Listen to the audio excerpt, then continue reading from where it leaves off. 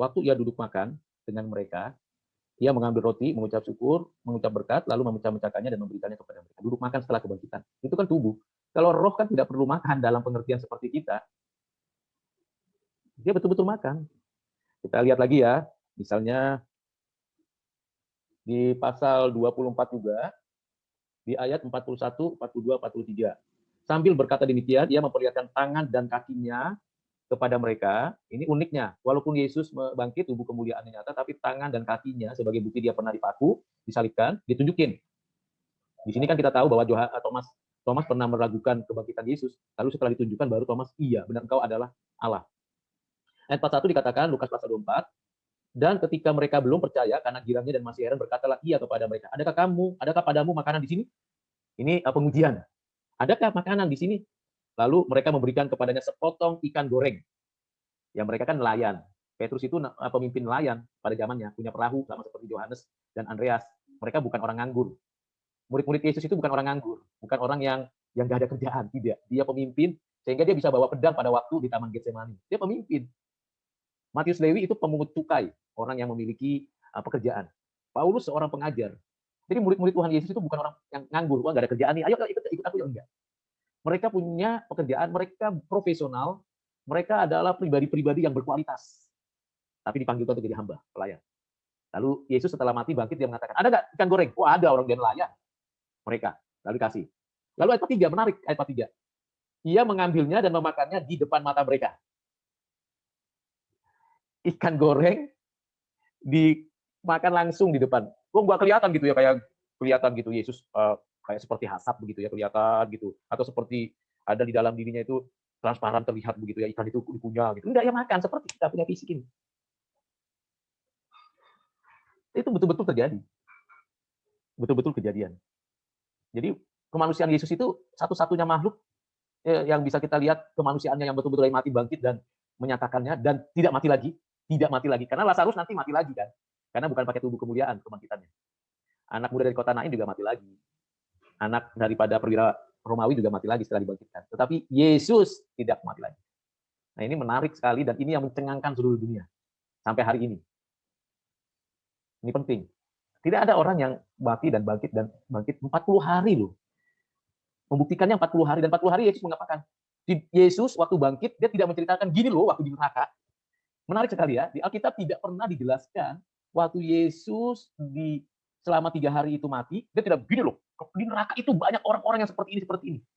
Yesus tidak ceritakan. Bahkan kalau kita baca Alkitab, Lazarus, anak muda dari kota Nain, bahkan anak perempuan dari perwira itu, bahkan di perjanjian lama, Elia dan Elisa membangkitkan orang mati. Tidak pernah yang dibangkitkan itu menceritakan apa sih neraka, apa sih kondisi surga, enggak.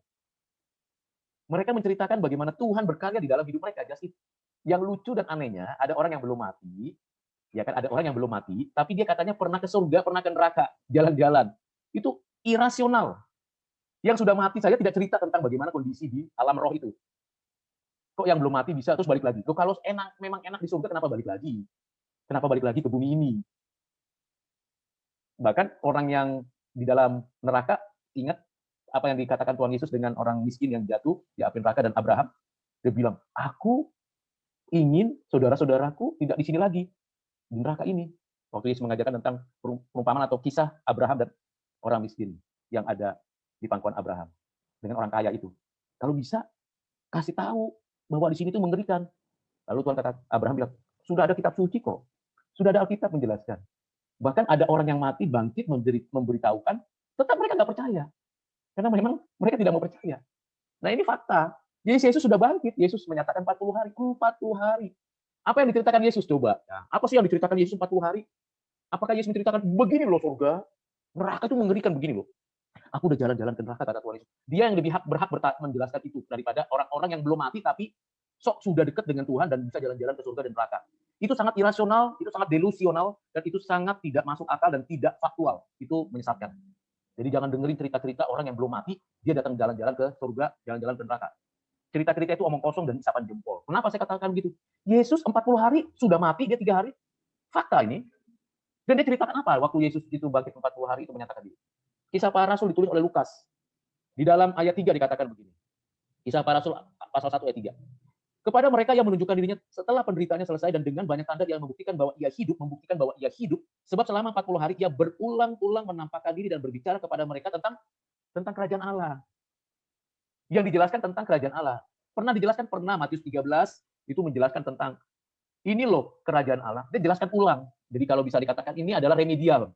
Remedial. Jadi murid-murid, orang-orang yang dengar khotbah dia selama dia melayani sebelum bangkit, nggak lulus. Nilainya masih tidak memuaskan. Lalu 40 hari ngapain Tuhan Yesus? Ceritain ulang lagi, gini loh kerajaan Allah. Diceritakan lagi ulang, remedial. Supaya lulus nilainya nih.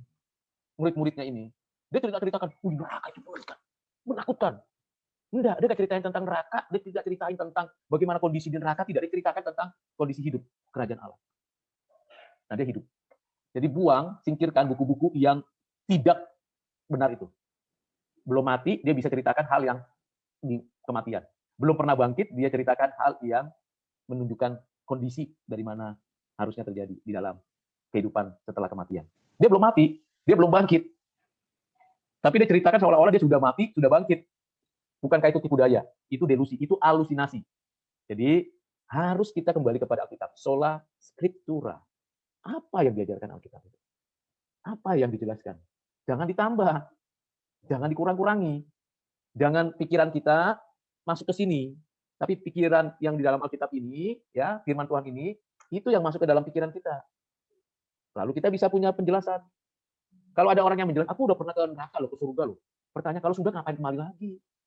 Pertama. Yang kedua, memang kamu sudah mati sehingga kamu ke sono. Kan belum mati. Kalau belum mati kok bisa ke sana? Kan aneh. Nggak masuk akal. Yesus sendiri pun mati dulu. Nah, banyak orang-orang yang mengajar tentang hal-hal yang tidak sesuai dengan ajaran Alkitab. Bahkan Yesus yang sudah mati dan bangkit, dia ceritakan tentang kerajaan Allah.